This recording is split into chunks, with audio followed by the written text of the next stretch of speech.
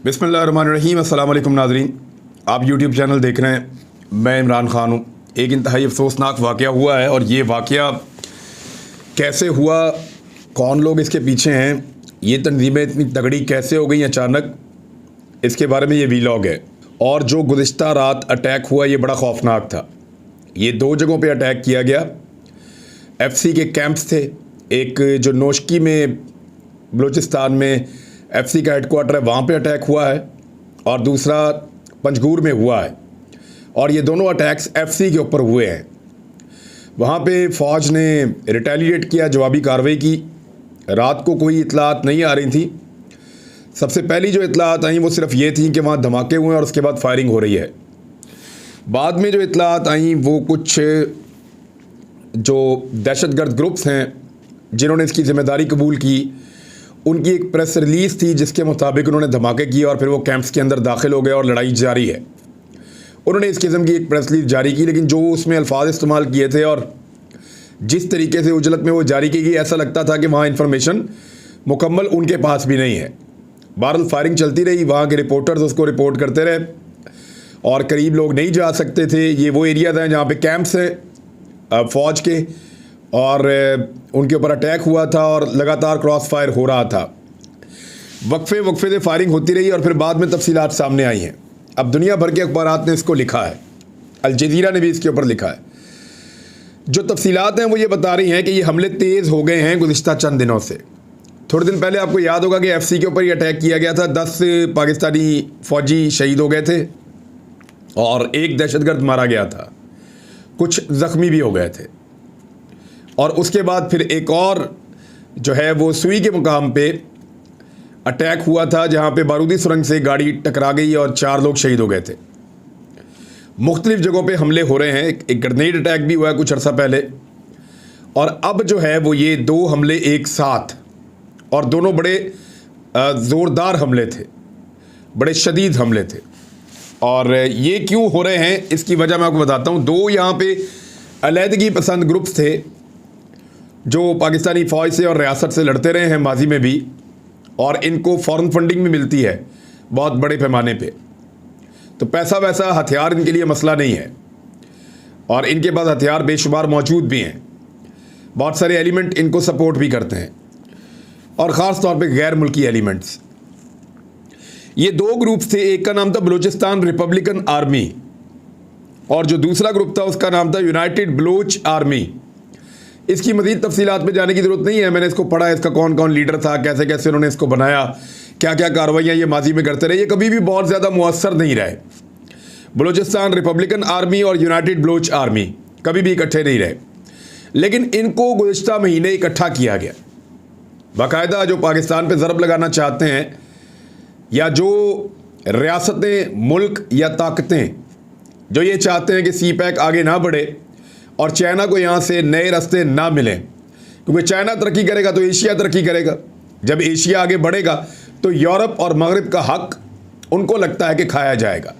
तो इसलिए इन्वेस्टमेंट की जाती है, सरमायाकारी की जाती है एक लड़ाई के ऊपर, एक जंग के लिए, ताकि इस खित्ते को आगे बढ़ने से रोका जाए। और आगे बढ़ने का ये एक बेहतरीन रास्ता है जो बलूचिस्तान से गवादर तक जाता है। तो इन 2 तंजीमों को जब इकट्ठा किया गया तो गुज़िश्ता महीने एक नई तंजीम तश्कील पाई जिसका नाम था बलूचिस्तान नेशनलिस्ट आर्मी। ये कार्रवाइयाँ बेसिकली ये तंजीम कर रही है अल जज़ीरा के मुताबिक। और ये जो नई आर्मी तश्कील दी गई है, इसके बनने के बाद हमले तेज़ हो गए हैं और इन शदीद हमलों का रात को जवाब दिया गया है। अब जो खबरें आई हैं उनके मुताबिक ये है कि पहला जो अटैक है वो पंजगूर में किया गया, फिर एक हमला जो है वो नोशकी में किया गया, और दोनों हमलों के अंदर पसपाई दहशतगर्दों का मुकद्दर बनी है, क्योंकि फोर्सेस को पहले से आइडिया था कि अब हालात उतने अच्छे नहीं हैं बलूचिस्तान के और ये नई तंजीमें अटैक कर रही हैं। आर्मी चीफ ने भी कुछ दिन पहले दौरा किया था, ख़ास तौर पर जब केज में वाक़या पेश आया था, फिर आर्मी चीफ खुद भी गए थे। तो अब यहाँ पे सिक्योरिटी के पैरामीटर्स बहुत हाई अलर्ट हैं।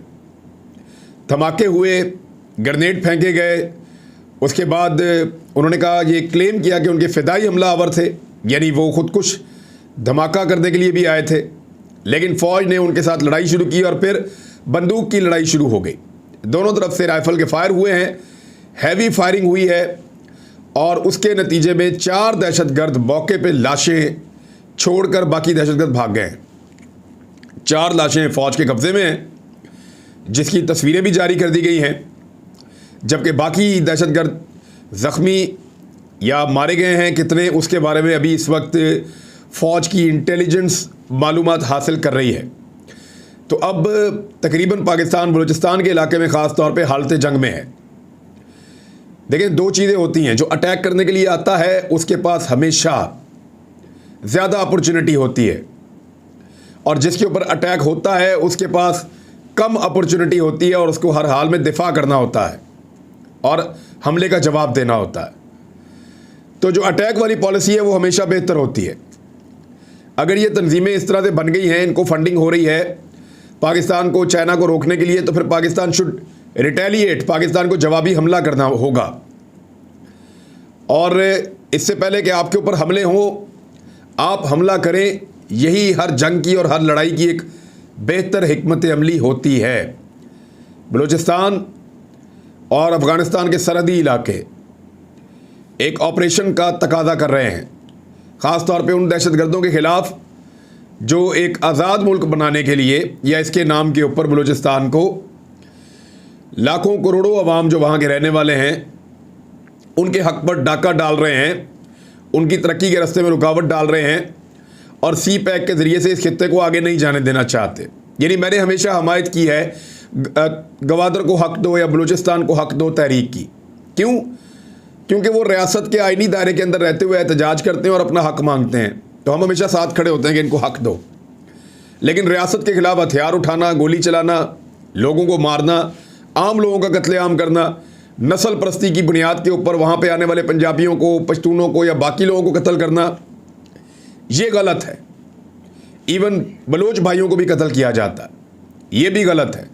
तो अब हम हालत जंग में हैं, इसका फ़ैसला पाकिस्तान के अहम सिक्योरिटी इदारों को और हुकूमत वक्त को करना पड़ेगा।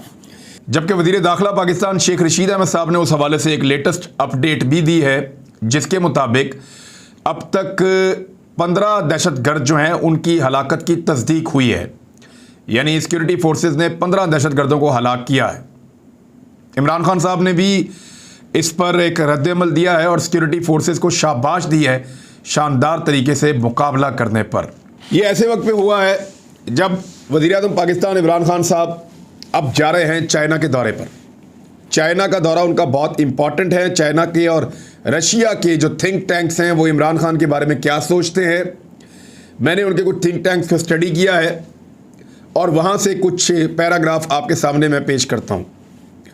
रूसियों और चीनियों ने बहुत हद तक ये फ़ैसला किया है कि इमरान खान पाकिस्तान की पॉलिटिकल पार्टीज़ के अंदर वो वाहिद आदमी है जिस पर वो भरोसा कर सकते हैं। उनकी जो मंतक है ये सोचने की, वो बहुत सादा है। उनका कहना है कि जिसने भी अपने मुल्क से गद्दारी की है और लूट मार करके पैसा बैरून मुल्क मुंतकिल किया है, जो अपने लोगों का वफादार नहीं है वो हमारा वफादार नहीं हो सकता और वो बेहतर साथी नहीं हो सकता। जिसने मुल्क को इस तरह अपाहिज की हालत में पहुंचाया, ऐसे लोगों पर चीन और रूस जैसे बैरूनी लोग कभी भरोसा नहीं कर सकते और ना ही उनके हक में होगा। और चीन के और रूस के जो मफादात हैं पाकिस्तान के साथ, वो बहुत तवील मुद्दत के लिए हैं, कलील मुद्दत के लिए नहीं है कि वो मुख्तलिफ हुक्मरानों के साथ मिलकर चलें। वो रियासत के साथ चलना चाहते हैं और उसके बेहतरीन लोगों के साथ। ऐसे में इमरान खान हमायत वाले वाहिद ऐसे पाकिस्तानी रह गए हैं जिन पे वो लोग एतबार कर सकते हैं। यानी बड़ी जमातों की बात मैं कर रहा हूँ, वरना बहुत सारे अच्छे लीडर्स पाकिस्तान में मौजूद हैं। और इमरान खान साहब के ऊपर ईमानदारी का एक टैग है। वो बुनियादी तौर पर अपने मुल्क के लिए एक ईमानदार आदमी है, ये उनके थिंक टैंक कहते हैं। ख़ास तौर पे इससे पहले वाले जो 2 ख़ानदान यहाँ हुकूमत करते रहे हैं, उनको कई कॉन्ट्रैक्ट्स के ऊपर कई बार अदायगी करके अब चाइनीज़ और रशियंस, ख़ास तौर पे चाइनीज़ अच्छी तरह जानते हैं कि उन्होंने पाकिस्तानी मईशत को किस हद तक करप्शन और नुकसान पहुँचाया है, करप्शन ज़्यादा किया और नुकसान पहुँचाया। ये जो दूसरी जगहों पे वो कमीशन अदा करते हैं उनसे कई ज़्यादा है। ये भी उनके थिंक टैंक्स कहते हैं कि जो कमीशन पाकिस्तान के अंदर अदा किए जाते रहे वो बहुत ज़्यादा थे। रूस और चीन के साथ मुआहदों में इमरान खान, नवाज शरीफ और जरदारी, इन तीनों का मवाजना करें तो इमरान खान ज़्यादा महफूज महसूस होते हैं। चीन के दौरे पर इमरान खान साहब की रूसी हम मनसब से भी मुलाकात होने जा रही है। ये मुलाकात रूस और चीन के मफादात को मुस्तहकम करेगी और इमरान खान आलमी सतह पर इन तीनों के दरमियान अपनी एक पहचान बनाकर उभर रहे हैं। पाकिस्तान अब दुनिया के इस्तेहकाम के लिए एक चाबी की तरह है। ये बात तो ठीक है, मगरिब और मशरिक़ के बीच में पाकिस्तान एक ऐसी जगह है जो फैसला कुन है। यानी अफ़गानिस्तान पे अगर पाकिस्तान अपना जो बोझ है या अपना वोट जो है मगरिब के अकाउंट में डालता तो सिचुएशन बिल्कुल इस खित्ते की आज मुख्तलिफ होती, और अगर पाकिस्तान अपना वोट दूसरी तरह इस्तेमाल करता तो सिचुएशन बिल्कुल मुख्तलिफ होती। लेकिन पाकिस्तान ने बड़ी समझदारी का मुजाहरा किया है। तालिबान के हाथों से शिकस्त मिलने के बाद अमेरिका और मोदी को आलमी निज़ाम को गैर मुस्तहकम करने वालों के तौर पर देखा जा रहा है। वो एक ज़ख्मी रीछ की तरह है जो वापस हमला करना चाहते हैं। ख़ास तौर पे वो चाइना को और रशिया को उकसा रहे हैं। लेकिन चीन का इस तरह की सूरत हाल से निपटने का जो तजर्बा है वो बहुत ज़्यादा है। उनकी तारीख़ 3000 सालों पुरानी है, जबकि अमेरिका सिर्फ 200 साल पहले वजूद में आया था। ये उनके थिंक टैंक्स कह रहे हैं, चाइना के और रशिया के। रूस की तरह चीन भी समाजी इनकलाबात से गुजरा है और एक बेहतर मुआशरे के तौर पर उभर के सामने आया है। उन्होंने 30 साल के छोटे से अरसे में 300 मिलियन अफराद को गुर्बत से निकाल कर बाइज्जत ज़िंदगी देकर एक नया वर्ल्ड रिकॉर्ड कायम किया है जो इंसानी तारीख में पहली दफ़ा हुआ है। तो ये बहुत ज़बरदस्त पॉलिसीज़ हैं जो यहाँ पे इस्तेमाल की जा रही हैं। इमरान खान साहब का दौरा बहुत अहम है। रूसी और चाइनीज़ क़यादत से मिलने का एक बेहतर मौका है उस वक्त जब मगरिब का दबाव इन दोनों मुल्कों के ऊपर बहुत शदीद तर हो चुका है। रूस के ख़िलाफ़ एक महाज पूरा का पूरा मशरक़ी यूरोप में इकट्ठा किया जा रहा है, जबकि रूस ने अपनी ताकत का एक बड़ा हिस्सा मशरक़ी यूरोप, ख़ास तौर पे यूक्रेन के किनारों पर लाकर खड़ा कर दिया है।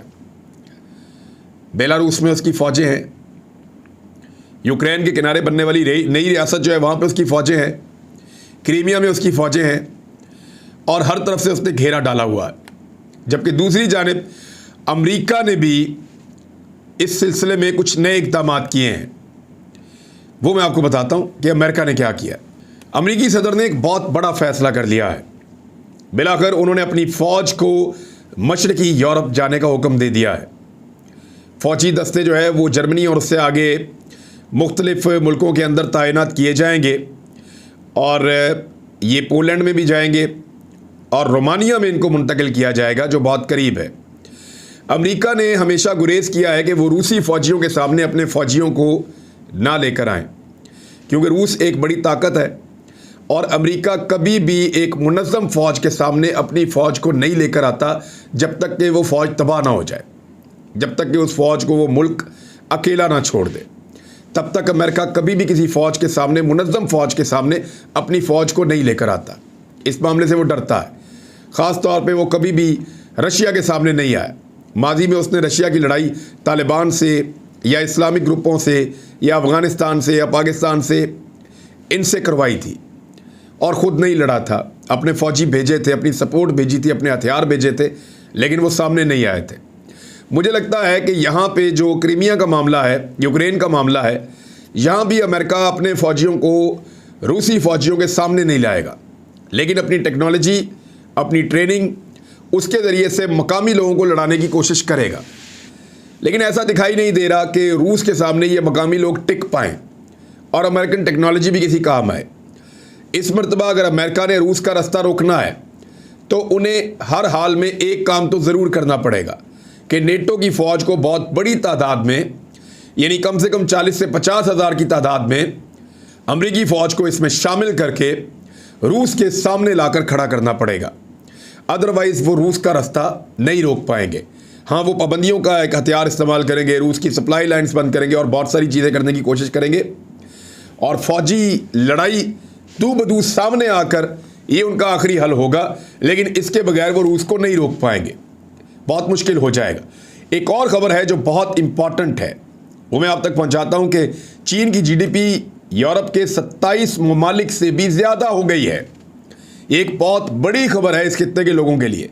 चीन अकेला एक मुल्क है, यूरोप के 27 मुल्क हैं, तमाम तरक्की याफ्ता ममालिक हैं वो, और वहाँ जाने का लोग ख्वाब देखते हैं हमारे मुल्कों में से। और चाइना की जो जीडीपी है वो उन 27 मुल्कों से ज़्यादा हो गई है, अकेले मुल्क की। वैसे चाइना की आबादी भी बहुत ज़्यादा है। अगर आप अदाद-ओ-शुमार के मुताबिक देखें तो चाइना की आबादी जो है वो यूरोप की टोटल आबादी से डबल है। यूरोप बहुत तरक्की याफ्ता था, अभी भी है। उनकी आबादी 2018 का जो सेंसस हुआ था उसके मुताबिक कुछ 75 करोड़ के करीब थी। अब वो इससे ज़्यादा है, यानी 80 करोड़ के आसपास होंगे। लेकिन चाइना की आबादी को 1.5 अरब की आबादी है, वो एक बहुत बड़ा और ताकतवर मुल्क है। लेकिन यूरोप के पास दुनिया भर की इंडस्ट्री और बेशुमार चीज़ें थी। अब ये खबर ये बता रही है कि चाइना ने यूरोप को पीछे छोड़ दिया तारीख में पहली मरतबा, और ये रिपोर्ट है ग्लोबल टाइम्स की। यूरोपीय यूनियन ने पीर के रोज़ 5.2% की इब्तदाई सालाना जीडीपी नमूद जारी की है, जो कि तकरीबन 15.73 ट्रिलियन डॉलर्स है। यानी यूरोप की जो जीडीपी है वो 15.73 ट्रिलियन अमेरिकी डॉलर्स है, जबकि चाइना की जो ग्रोथ है वो 8.1% है। और उनकी जो तरक्की हुई है, मैं उसकी आपको जीडीपी बताने वाला हूँ, 18 ट्रिलियन डॉलर रही है, यानी लगभग 2.25 ट्रिलियन डॉलर ज़्यादा है। 2.27 ट्रिलियन डॉलर ज़्यादा चाइना ने बनाए हैं यूरोप की निस्बत। अब तज्जियाकार ये कह रहे हैं कि जीडीपी के लिहाज से यूरोपीय यूनियन को पीछे छोड़ना एक संग मील है। यानी चीन अब हर लिहाज से दुनिया की दूसरी बड़ी मईशत है। पहले नंबर पे अमेरिका और दूसरे नंबर पे इस वक्त चाइना खड़ा है। यूरोप से आगे बढ़ने के पीछे चीन को एक फैक्टर ने मदद भी की है, और वो ये है कि बरतानिया यूरोपीय यूनियन से बाहर निकल गया। उसके बाहर निकलने की वजह से, यानी उसका जो 2.7 ट्रिलियन डॉलर की उसकी जो अपनी मईशत थी वो बाहर हो गई है। अगर वो इस वक्त यूरोपीय यूनियन का हिस्सा होता तो चाइना और यूरोपीय यूनियन एक साथ खड़े होते बराबरी की सतह के ऊपर। लेकिन क्योंकि बरतानिया निकल गया तो यूरोपीय यूनियन से आगे चला गया चाइना, और नंबर्स में अब वो दुनिया की दूसरी सबसे तगड़ी और बड़ी मईशत बन चुका है। जो सिर्फ एक चैलेंज उनके पास बाकी रह गया वो है अमेरिका, और आने वाले 5 सालों में अदाद-ओ-शुमार के मुताबिक वो इस टारगेट को भी अचीव कर लेंगे। अब तक के लिए इतनी, अपना ख्याल रखिएगा, अपने इस चैनल का भी। अल्लाह हाफ़िज़।